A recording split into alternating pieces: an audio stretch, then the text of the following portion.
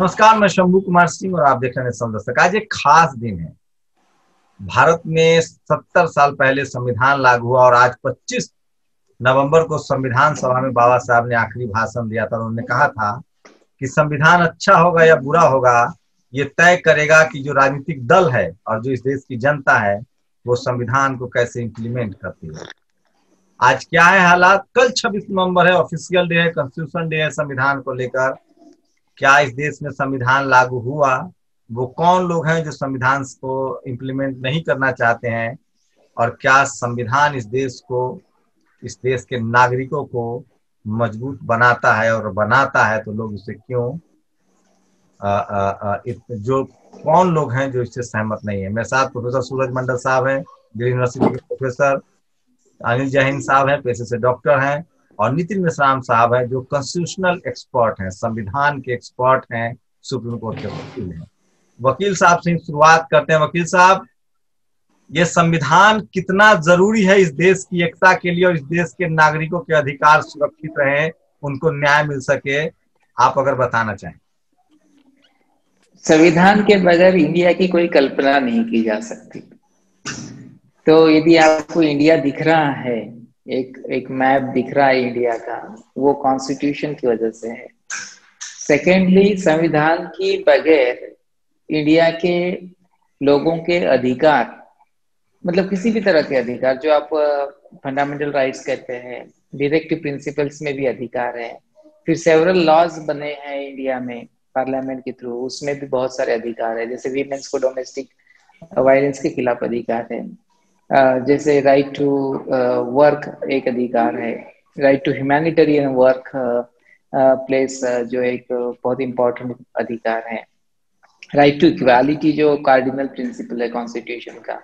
ये सब कुछ नहीं होता यदि संविधान नहीं होता। तो संविधान जिसे आप कहेंगे say blood and mass of the body, what we can say कि blood and mass of a body, ये मतलब इंडिया के लिए कहा जा सकता है। बट उससे भी आगे यदि आपको कहना होगा तो इंडिया का एग्जिस्टेंस ही संविधान के ऊपर है। यदि आप संविधान को हटा देंगे तो इंडिया खत्म हो जाएगा। मतलब हम टुकड़ों में बढ़ जाएंगे, कबीलों में बढ़ जाएंगे, जातियों में बढ़ जाएंगे, एक देश के तौर पे नहीं बन सकते हैं, सूत्र में नहीं बन सकते। जातियां आज भी हैं और कबीले आज भी हैं, बट उसके बावजूद भी आपको बांधा हुआ है कॉन्स्टिट्यूशन ने, क्योंकि जाति का प्रभाव को खत्म किया है, कबीलों के प्रभाव को खत्म किया है। वो प्रभाव अभी खत्म नहीं हुआ है, वो न्यूट्रल हुआ है। तो जिस दिन संविधान नहीं रहेगा उस दिन वो प्रभाव दोबारा वापसी आएगा, और उसकी वजह से जो है इंडिया टुकड़ों टुकड़ों में बट जाएगा। ये कहने के बजाय मुझे लगता है इसका अस्तित्व खत्म हो जाएगा।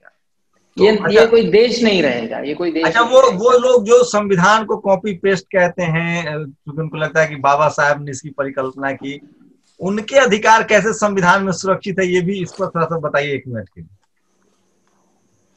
अभी जैसे आपको कहते हैं कि अर्णव गोस्वामी सुप्रीम कोर्ट गए, हाँ। तो right to freedom of speech constitution में प्रोटेक्टेड फंडामेंटल राइट है। अर्णव गोस्वामी रो रहे थे और फिर सुप्रीम कोर्ट गए, तो किसके बदौलत सुप्रीम कोर्ट गए? बाबा साहब के भरोसे गए ना। बाबा साहब ने संविधान में आर्टिकल 32 में कहा है कि ये जो है this is the soul of the constitution, this is the heart and soul of the constitution. उसके तहत ही तो सुप्रीम कोर्ट गए, बार बार जा रहे थे। तो ऐसा है। दूसरी बात, आरएसएस नाम का संगठन चल रहा है देश में। आरएसएस को संगठन चलाने का जो अधिकार प्राप्त हुआ है वो किसके आधार पर प्राप्त हुआ है? किसने दिया अधिकार? यदि बाबा साहब का संविधान नहीं होता तो आरएसएस नाम का संविधान को भी कोई, मतलब आरएसएस को भी कोई संगठन चलाने का अधिकार नहीं होता। तो आज रजिस्टर्ड न रहते हुए भी उनको संगठन चलाने का अधिकार है। हालांकि वो टेररिस्ट ऑर्गेनाइजेशन के तौर पर तरह से संविधान, मतलब अपना संगठन चला रहे हैं, उसके ऊपर बयान होना चाहिए। But that is a matter of further inquiry, investigation होना चाहिए। बहुत सारे एक्ट है उसके अंडर में इन्वेस्टिगेशन होना चाहिए, और वो यदि प्रूफ होता है तो उनको बैन लगाना चाहिए। इसके पहले भी बैन लगा हुआ है। तो जैसे उनकी महिलाएं, ब्राह्मण समाज की महिलाएं देखिए, उनको पढ़ने लिखने का अधिकार कहाँ से प्राप्त हुआ है? संविधान में लिखा हुआ है कि there shall be equality and there shall not be discrimination on the basis of gender. तो जेंडर के आधार पर जो आर्टिकल 15 में प्रोहिबिशन किया है कि डिस्क्रिमिनेशन नहीं होगा, जैसे मनुवादी सिस्टम में जो है महिलाओं को स्कूल जाने से मना किया गया था और ज्योतिबा फुले ने पहली स्कूल, सावित्रीबाई फुले ने पहली स्कूल बनाई, तो बाबा साहब अम्बेडकर ने स्कूल में जाने का अधिकार संविधान में लिखा। तो वो बाबा साहब अम्बेडकर ने ज्योतिबा फुले को ट्रिब्यूट किया है कि महिलाओं को स्कूल जाने का अधिकार ज्योतिबा फुले से बाबा साहब ने सीखकर संविधान में लिखा। अच्छा, ये कॉन्स्टिट्यूशन में भी चर्चा है? कॉन्स्टिट्यूशन में भी जेंडर न्यूट्रलिटी का प्रिंसिपल कहाँ से आया? इंडिया में यदि आप देखेंगे, और कॉपी पेस्ट कहते हैं, आप मुझे एक चीज बताइए जिसको कॉपी पेस्ट माना जाएगा कॉन्स्टिट्यूशन ऑफ इंडिया में। जैसे मैं आपको सिंपल सी बताता हूँ कि वेस्टमिनिस्टर मॉडल में प्रेसिडेंट नाम का कोई प्रिंसिपल नहीं होता, मतलब कोई पोस्ट नहीं होती। वेस्टमिनिस्टर मॉडल में प्रेसिडेंट नाम की कोई पोस्ट नहीं होती। इंडिया के कॉन्स्टिट्यूशन में प्रेसिडेंट नाम की पोस्ट है।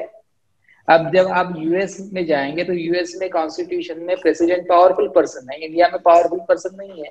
तो ये कॉपी पेस्ट हो सकता है क्या?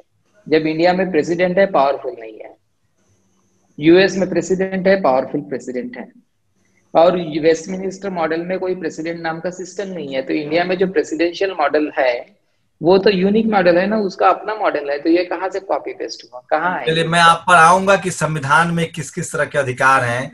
सूरज मंडल साहब हैं और जय हिंद साहब है। जय हिंद साहब, क्या आपने राजनीति को बहुत करीब से देखा है, राजनीतिक दलों को संविधान इंप्लीमेंट करने में क्या दिक्कत होती है? उनको किस बात का डर है? संविधान इंप्लीमेंट हो जाएगा तो क्या नुकसान है? राजनीतिक दल को संविधान का क्या करने में? इम्प्लीमेंटेशन, संविधान के इम्प्लीमेंटेशन में क्या दिक्कत? देखिए, हाँ बिल्कुल, जैसे मुझसे पहले नितिन जी ने भी बोला अभी कि जितने भी राजनीतिक दल हैं उनका अगर अस्तित्व है तो वो इस संविधान की वजह से है। और हमारे देश के लिए इस संविधान की बहुत ज्यादा महत्वता है। क्या इंपॉर्टेंस है कि हमारे देश का जो अस्तित्व है, जो भी भारतवर्ष कहा जाता है, उसका 3-4 हजार साल का जो भी इतिहास है, पहली बार उसमें ऐसा संविधान लागू हुआ है हजारों वर्षों में पहली बार ऐसा संविधान लागू हुआ है जिसमें सभी जाति, सभी वर्ग के लोगों को समान अधिकार, बराबर का अधिकार मिला है। और ये हजारों साल के जो हमारे पूर्वज और हमारे महापुरुष हुए हैं, ये उनके बलिदान का ये फल है एक किस्म से, जो 26 जनवरी 1950 को लागू हुआ। इससे पहले भारत में कभी भी ऐसा नहीं था कि सबको बराबर अधिकार है, सब बराबर के लोग हैं। तो ये एक बहुत बड़ी उपलब्धि है भारत के लोगों की, तमाम लोगों की, और जिसको बाबा साहब ने कलमबद्ध किया। और ये संविधान ही इस देश की एकता को कायम रखे हुए है। अगर आप भारत का पुराना इतिहास उठा लीजिए 3-4 बरस का, तो एक आध बार कभी चंद्रगुप्त मौर्य, अशोक की बात छोड़ दें तो ये भारत कभी एक नहीं रहा, हमेशा इसमें बगावतें होती रही। अगर भारत को एकता में बांध रखा है तो सबको लगता है उसमें, मैं मान लो ओबीसी, मुझे लगता है मेरा देश है, दलित को लगता है मेरा देश है। आज जो कुछ लोग जिन्होंने, जब ये संविधान बाबा साहब का लागू हुआ था और इस संविधान की प्रतियों को जलाया था, आज हमें उसको याद करना चाहिए कि जब ये संविधान लागू हो रहा था तो वो कौन सा संगठन था? वो संघ के लोग थे, वो हिंदू महासभा के लोग थे जिन्होंने इस संविधान को जलाया था। उनके मन में आज भी एक टीस है, वो इस संविधान को लागू नहीं करना चाहते और छेड़छाड़ करना चाहते हैं। क्यों? आपने शुरू में 1 सेकंड, मैं और आखिरी बात कह के खत्म कर रहा हूँ। क्या आपने उनको हैं, क्या टीस है उनको टीस यही है कि वो मनुवादी मनोवृत्ति के लोग हैं। उनका माइंडसेट ऐसा है, जो ऊंच नीच में विश्वास करते हैं, वो बराबर का दर्जा नहीं देना चाहते, तो जन्म के आधार पे लोगों को ऊंचा नीचा मानते हैं। और जैसे बाबा साहब ने भी कहा था कि संविधान कितना भी अच्छा हो, अगर उसको लागू करने वाले लोगों की नीयत खराब है तो वो फिर संविधान के को वो नहीं रह जाता। तो आज जो जिनकी जिम्मेवारी है इस संविधान को लागू करने की, हमें उनकी नीयत पे क्वेश्चन मार्क है, उनके प्रश्न चिन्ह है, क्योंकि वो उस संगठन के व्यक्ति हैं जिन्होंने जब ये संविधान लागू हुआ था इसका विरोध किया था। इतना ही कहना है। सूरज मंडल साहब, आप कैसे देखते हैं पॉलिटिकल? देखा, आप एकेडमी में हैं, पढ़ाते हैं, आप राजनीतिक परिवार से आए हैं, आपको क्या लग रहा है कि संविधान को अगर इम्प्लीमेंट कर दिया जाए पूरी तरह से तो क्या सामाजिक बदलाव आएंगे? दो बातों पर मैं आपका ध्यान आकर्षित करना चाहूंगा। एक तो डॉक्टर अनिल जैन साहब बोले और उन्होंने सही कहा कि एक संगठन विशेष जो एक समय संविधान के विरोधी थे, आज वो उन्होंने संविधान को जलाने का भी उस समय काम किया था, आज वो सत्ता में है। अच्छा, तो वो संविधान जलाया भी है। हाँ, तो वो जो है संविधान पर निरंतर हमला कर रहे हैं और आज सत्ता में आने के बाद ऐसे ऐसे कार्य कर रहे हैं जिससे जो संविधान में निहित जो अधिकार हैं, लोगों के अधिकार हैं, जो जिस तरह से संविधान में निहित इस देश की चर्चा है एक धर्मनिरपेक्ष राष्ट्र के रूप में, संप्रभुता संपन्न राष्ट्र के रूप में, इन सभी चीजों के साथ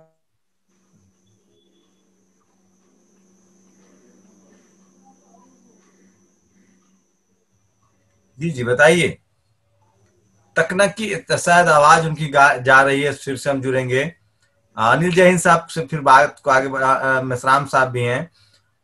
मेश्राम साहब, क्या लग रहा है कि अगर संविधान इंप्लीमेंट कर दिया जाए तो इस देश से लीगल प्रोसेस एकदम मजबूत हो जाएगा और शायद किसी के साथ कोई करप्शन, कोई बेईमानी, कोई लूट, अगर न्याय प्रक्रिया उसके हिसाब से हो तो सारी समस्याओं का हल दिखता है संविधान की वजह से?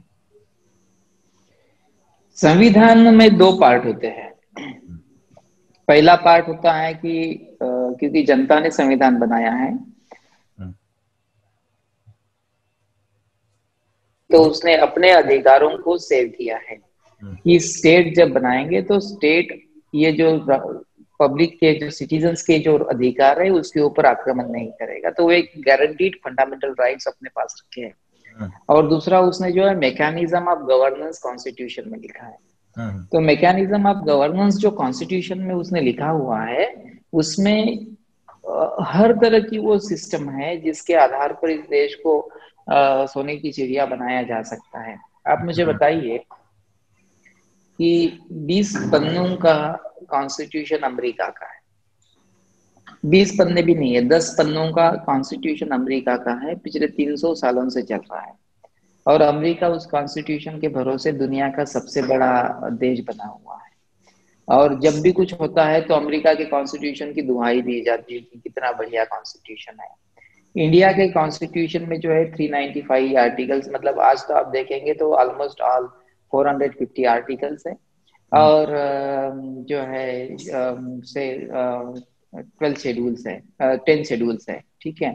तो और उसमें मतलब कई सारे पार्ट्स है कॉन्स्टिट्यूशन में और ऐसी कोई चीज नहीं है जो लिखी गई नहीं है। मतलब इनफैक्ट मैं आपको कहता हूँ कि प्रेसिडेंट के पावर्स आउटलाइंड है, प्राइम मिनिस्टर्स के पावर्स, एग्जीक्यूटिव पावर्स आर्टिकल 73 में आउटलाइंड है, चीफ मिनिस्टर्स के पावर आर्टिकल 162 में लिखे गए हैं। और फिर पार्लियामेंट के क्या पावर्स है, स्टेट लेजिस्लेचर्स के क्या पावर्स है, एग्जीक्यूटिव के क्या पावर्स है, ये सब आर्टिकल 246 में, 245, 248 में सब लिखे गए हैं, 256 में लिखे गए हैं। इवन अभी जो नए अमेंडमेंट्स आए हैं उसमें आप देखेंगे कि विलेज पंचायत 243 आर्टिकल्स में लिखे गए हैं। विलेज पंचायत का कैसे होना चाहिए, म्युनिसिपल कॉर्पोरेशंस कैसे होने चाहिए, पब्लिक सर्विसेज कैसे होनी चाहिए देश में, मतलब नदी नाला पशु पक्षी सबके अधिकार सुरक्षित, हर चीज मुझे लगता है कि संविधान जो है इंडिया का, आप मुझे बताइए कि ऐसी कोई चीज नहीं है जो संविधान में नहीं लिखी गई है इंडिया की। एवरीथिंग आई टेल यू, और एवरी चीज आउटलाइन की गई है। बट क्या होता है ना कि चीज कितनी भी सुंदर क्यों ना हो, उसको हैंडल करने वाला आदमी गलत हो तो चीज गलत हो जाती है। तो उसी तरह से जो है बाबा साहब अम्बेडकर ने आज ही के दिन इसी समय जिस समय हम बात कर रहे हैं उसी समय बाबा साहब अम्बेडकर ने कॉन्स्टिट्यूएंट असेंबली में भाषण किया था। और आपको मैं बता रहा हूँ कि वो कॉन्स्टिट्यूएंट असेंबली का भाषण सिर्फ इंडिया में फेमस नहीं है, वो साउथ अफ्रीका के पार्लियामेंट में उसको बार बार पढ़ा गया है उस भाषण में। और जब थबो मैंने वो उसको पब्लिश भी किया, जब थबो की सेकेंड टाइम प्रेसिडेंट थे साउथ अफ्रीका के, तो उन्होंने उस स्पीच को बोला है कि ये अम्बेडकर की वार्निंग जो है कि इस देश में यदि सामाजिक और आर्थिक समता नहीं लाई गई तो ये लोग जो दुखी लोग जो है आर्थिक और सामाजिक विषमता की, वो इस लोकतंत्र को ध्वस्त कर देंगे। वो सेम वार्निंग जो है उन्होंने साउथ अफ्रीका को दी कि अम्बेडकर को जो है, साउथ अफ्रीका को अम्बेडकर की सबसे ज्यादा जरूरत है इंडिया के मुकाबले। ये जो मतलब बाबा साहब की वार्निंग है आज ही के दिन दी गई थी, और कहा था कि कॉन्स्टिट्यूशन कितना भी सुंदर क्यों ना हो, बट उसको लगाने वाले, चलाने वाले लोग यदि गलत है तो वो कॉन्स्टिट्यूशन कुछ नहीं कर सकता। तो मैं आपको कह रहा हूँ कि हर चीज को आज जो संविधान में लिखा गया मोस्ट कॉम्प्रिहेंसिव कॉन्स्टिट्यूशन जो है हमारा, उसको ब्राह्मणवाद ने खत्म करने के लिए बहुत कोशिश की है। और मैं आपको बता रहा हूँ इस कॉन्स्टिट्यूशन के डे पे कि भारत का संविधान बहुत ज्यादा खतरे में है। शंभू जी, क्यों सर ये ऐसा क्यों कह रहे हैं, खतरे में क्यों है? खतरे में ऐसे है, देखिए कि संविधान लागू नहीं है।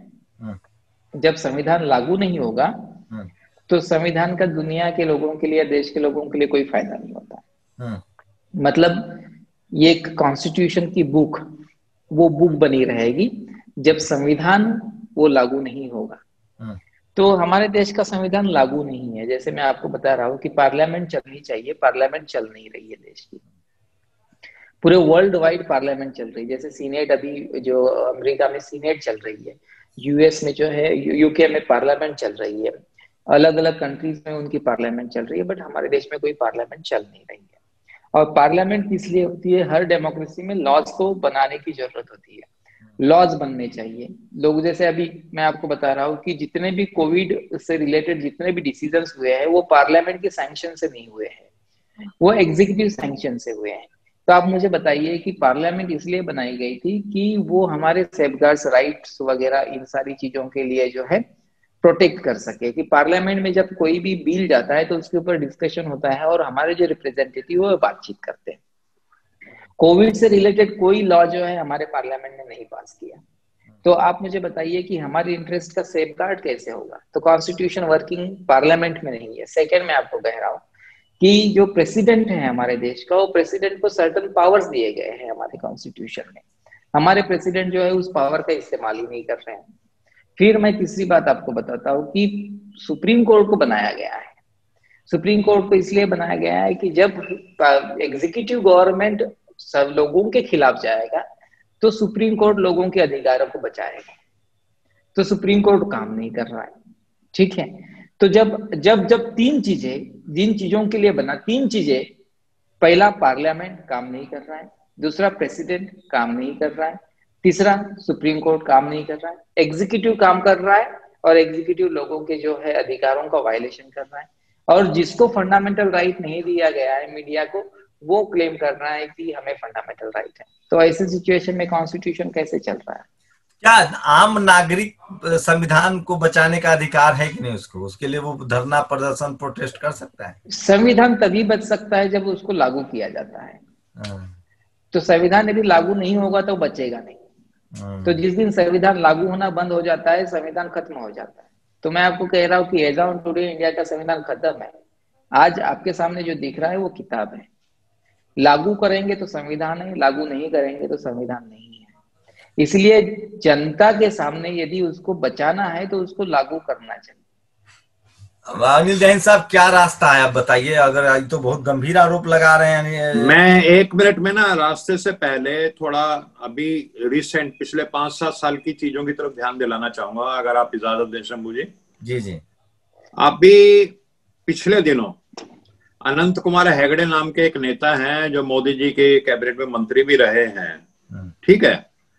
उन्होंने ये कहा था कि हम यहाँ कोई कीर्तन करने नहीं आए राजनीति में, हम संविधान बदलने आए हैं। और वो बोल रहे थे ब्राह्मण युवा परिषद, एक कोई संस्था थी, उसमें बोल रहे थे ब्राह्मण युवा परिषद में कि भारत के संविधान में बहुत बदलाव करने की जरूरत है और अभी हम नहीं कर पा रहे, लेकिन जब सब जगह हमारी 2/3 मेजोरिटी हो जाएगी हम ये करेंगे। एक पॉइंट। दूसरा, मैं पीछे ले जाना चाहता हूं जो वाजपेयी साहब की सरकार, जो बहुत ज्यादा वो भी माने जाते हैं जी सेकुलर थे, ये थे वो थे, बहुत मॉडरेट टाइप के व्यक्ति थे। जब वाजपेयी साहब की भी सरकार थी तो एक वेंकटाचलैया कमीशन बना था जो इसलिए बना था कि इस संविधान को दोबारा से रिव्यू किया जाए, लेकिन क्योंकि उस समय बहुत ज्यादा विरोध हो गया पॉलिटिकल पार्टीज के द्वारा और आम नागरिकों के द्वारा, तो बाद में उसको अबंडन कर दिया। 2015 को जब मोदी जी की सरकार थी तो अखबारों में 26 जनवरी के दिन एक वो इश्तिहार निकला था संविधान के लिए। उसमें मैं आपको याद दिलाना चाहूंगा कि उस एडवर्टाइजमेंट में आपका जो सेकुलर और सोशलिस्ट जो शब्द थे वो दोनों के दोनों मिसिंग थे। अपने योगी आदित्यनाथ जी ने भी नवंबर 2017 को स्टेटमेंट दी थी कि सेकुलरिज्म जो है ये सबसे बड़ा झूठ है, इसको संविधान से हटा देना चाहिए। आरएसएस के तमाम संगठन हैं, उसके तो मतलब 100-200 संगठन और हैं जिनके नाम से काम करते हैं, तो विश्व हिंदू परिषद है और सब है, वो खुल्लम खुल्ला कहते हैं कि हमें भारत में संविधान बनाना है और वो हमें भारत में जो पुराने हमारे जो धर्म ग्रंथ हैं, जो पवित्र धर्म ग्रंथ हैं, वो संविधान उस पर आधारित यानी मनुस्मृति के ऊपर। और गोलवारकर साहब ने भी कुछ इसी तरह कहा था मनु का तारीफ करते हुए कि हमें मनु को ध्यान रखते हुए अपने भारत का संविधान बनाना है। तो ये सब बातें हमें भूलनी नहीं चाहिए। इन बातों को याद करते हुए हमेशा सजग रहना चाहिए कि भारत में जो हजारों सालों के बाद एक समता का संविधान बनाया बाबा साहब ने कि सब बराबर हैं।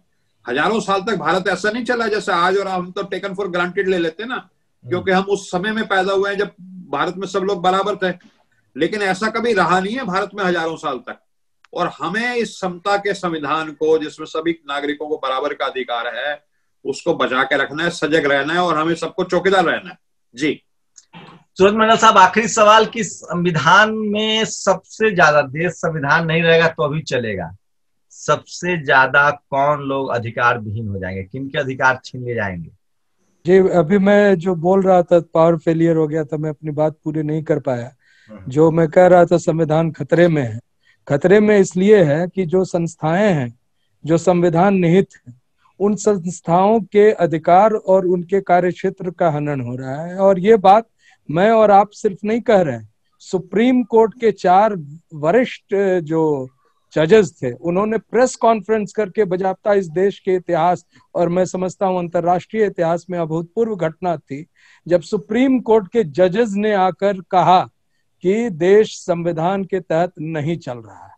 और उस बात को देश की जनता समझ पा रही है कि नहीं समझ पा रही है, इसके लिए हम लोगों ने और कई हमारे साथ जो सामाजिक कार्यकर्ता हैं, डॉक्टर अनिल जैन साहब भी हैं, जो 26 नवंबर को कल यानी जो संविधान दिवस है, उस दिन हम ये बताना चाहेंगे लोगों को कि जिस तरह से ईवीएम को लाकर वोट के अधिकार को लगभग समाप्त कर दिया गया है, जिस तरह से अभी बिहार में चुनाव हुए और कई जगह जो जीतने वाले कैंडिडेट थे उनको जानबूझकर सर्टिफिकेट्स नहीं दिया गया, उस पूरे न्यायिक और जो संवैधानिक प्रक्रिया थी जो चुनाव कराने की, उसके साथ एक घोर मजाक किया गया। जिस तरह से इस देश के संसाधन को, जो अरबों रुपए की है, जो इस देश की जनता की है, उसको गिने चुने कुछ कॉरपोरेट्स के हाथ में बेचा जा रहा है। ये सारी घटनाएं जो है वो संविधान पर एक तरह से कुठाराघात है। और जो आपने कहा कि किन वर्गों को इससे सबसे अधिक नुकसान होगा, नुकसान वही होगा जिनको पहली बार संविधान के तहत अधिकार प्राप्त हुए। और ये अधिकार प्राप्त करने वाले कौन लोग थे? जो हमारे दलित समाज के लोग हैं, जो पिछड़े समाज के लोग हैं, अल्पसंख्यक हैं, जो महिलाएं हैं, और जो ऐसे लोग हैं जो जिनको हम गरीब लोग कहते हैं, उनको एक समानता का अधिकार मिला और शिक्षा का अधिकार मिला। आज मैं विश्वविद्यालय में पढ़ाता हूं, हम देख रहे हैं कि विश्वविद्यालय के कंसेप्ट को ही समाप्त किया जा रहा है। सरकार क्या करेगी? संविधान के तहत एक जो लोग जो जनता के लिए समर्पित जो एक व्यवस्था है, उसके तहत आप शिक्षा नहीं देंगे, आप उनके स्वास्थ्य का ध्यान नहीं रखेंगे। तमाम स्वास्थ्य सेवाओं को अब जो है कुछ बिचौलियों के हाथ में दे दिया गया है। उनको एक तरह से इंश्योरेंस सिस्टम के तहत ये सिर्फ दूसरे लोगों को, और ये हम देखे हैं जब कोविड का जो इतना बड़ा एक तरह से खतरा इस देश में हुआ, तो किस तरह से अच्छे अच्छे लोगों को अपने स्वास्थ्य के लिए जो वो सेवाएं ढूंढ रहे थे वो प्राइवेट सेक्टर से नहीं मिला, और मजबूर होकर जो सरकारी क्षेत्र में जो अस्पताल हैं वहीं उनको एक तरह से जाकर अपना इलाज करवाना पड़ा, अपनी जान बचानी पड़ी, जितने जान बच पाए। तो शंभू जी, मैं अपनी बात समाप्त करने के पहले सिर्फ इतना विनती करूंगा आपके माध्यम से कि कल जब तक आपका वीडियो आएगा तो ये 26 तारीख ही हो चुका होगा, जो एक संविधान बचाओ मार्च का हम लोग आह्वान किए हैं, और इस मार्च के तहत जो अंबेडकर भवन है दिल्ली में, वहां से लेकर जंतर मंतर तक इन मुद्दों पर, जिन मुद्दों में ईवीएम को बैन करने की बात है, जिन मुद्दों में हम लोग कह रहे हैं कि जो चुनावी प्रक्रिया है जिस पर हमला हुआ है उसको हम लोग दुरुस्त करने की बात कर रहे हैं, निजीकरण के विरुद्ध बात कर रहे हैं, इन सब मुद्दों के साथ संविधान बचाओ मार्च हम लोग इसके लिए दिल्ली में और तमाम देश के जो अलग अलग शहरें हैं, गांव हैं, वहां भी हम आह्वान किए हैं कि चाहे छोटे बड़े जितने लोग हैं वो अपने अपने जगहों पर संविधान की एक प्रति लेकर संविधान के प्रति निष्ठा प्रकट करते हुए और यह बताते हुए कि संविधान को हम बचाएंगे, किसी कीमत पर बचाएंगे, बाबा साहब के दिए हुए इस अधिकार की रक्षा हम पुरजोर तरीके से करेंगे और इसके लिए हमें जो कुर्बानी देनी होगी वो उसके लिए भी हम तैयार हैं। इस आह्वान के साथ कल जो है वो संविधान दिवस के दिन हम मनाना चाहेंगे। और संविधान कितना महत्वपूर्ण है यह तो धीरे धीरे लोगों को पता चल रहा है। जब उनके अधिकार, अभी बिहार के कुछ गांव में जो अति पिछड़े लोग हैं वो पहली बार मुखिया बन रहे हैं, महिलाएं मुखिया बन रही है, किस अधिकार के तहत, कौन उनको दिया ये? अगर किसी भी सरकार ने एक कानून लाकर उनको ये अधिकार दिया कि उनको भी एक निश्चित अनुपात में अपने अपने प्रतिनिधित्व करने का अवसर मिलेगा, तो ये संविधान के तहत ही है। पिछड़े वर्ग के लोगों को मंडल कमीशन के तहत जो आरक्षण प्राप्त हुआ वो भी संविधान के तहत ही प्राप्त हुआ, और जो दलित समाज जो है और जो अल्पसंख्यक के अधिकारों की रक्षा हो रही है वो भी संविधान के तहत हो रही है। और जो उन पर जो कुठाराघात हो रहा है, जिस तरह से हमले हो रहे हैं, मॉब लिंचिंग हो रही है, जो तमाम धार्मिक स्थलों पर हमला हो रहा है, यह संविधान को परे रखकर, संविधान का अपमान करके, संविधान को निरस्त करके यह प्रयास किया जा रहा है। हम इसका घोर विरोध करते हैं और तमाम लोगों से पुनः आग्रह करते हैं कि कल संविधान के दिन संविधान के प्रति समर्पण की भावना के साथ संविधान क्या है ये जानते हुए हम लोग अपनी अपनी बात लोगों तक पहुंचाए। यही बात शंभू जी आपके माध्यम से मैं कहना चाह रहा हूँ। तो ये संविधान दिवस की पूर्व संध्या पर एक बातचीत थी। मेरी कम नॉलेज में सिर्फ मुझे दो बात लगती है कि आप जिस भी धर्म के हो, ये संविधान ही है जो आपको अधिकार देता है, फंडामेंटल राइट्स है कि आप अपने धर्म को मान सकते हो। और दूसरी बड़ी बात, भारत सम्राट अशोक के बाद, चंद्रगुप्त मौर्य के बाद पिछले 2000 साल में इतना टुकड़ों में खंडित था, जातियों में बटा था, लिंग के आधार पे, जाति के आधार पे, रंग के आधार पर शोषण होता था। अगर इस देश को मजबूत और एक सूत्र में कोई बांधता है तो वो संविधान है। अब आप तय कीजिए कि जो संविधान विरोधी है वो राष्ट्र विरोधी कैसे नहीं है। आप अपनी प्रतिक्रिया जरूर दीजिए, आपकी प्रतिक्रिया का हमें इंतजार रहेगा। अनिल जय हिंद साहब, आपको बहुत बहुत शुक्रिया। नितिन मेश्राम साहब, आपने समय निकाला उसके लिए बहुत बहुत धन्यवाद। सूरज मंडल साहब, आपका हर बार की तरफ फिर से बहुत बहुत शुक्रिया। और इस पर अपनी प्रतिक्रिया जरूर दीजिए, क्योंकि संविधान की रक्षा, आप सबकी रक्षा संविधान करेगा अगर आप लोगों ने संविधान की रक्षा कर ली। शुक्रिया आप लोगों का। नेशनल दस्तक की आपसे गुजारिश है कि अगर इसको बचाना चाहते हैं तो नेशनल दस्तक को सब्सक्राइब करने के लिए रेड कलर के सब्सक्राइब बटन को दबाएं, फिर बेल आइकन की घंटी दबाएं। नेशनल दस्तक को बचाने के लिए बहुत जरूरी है कि हर खबर को शेयर करें, लाइक करें, कमेंट जरूर करें।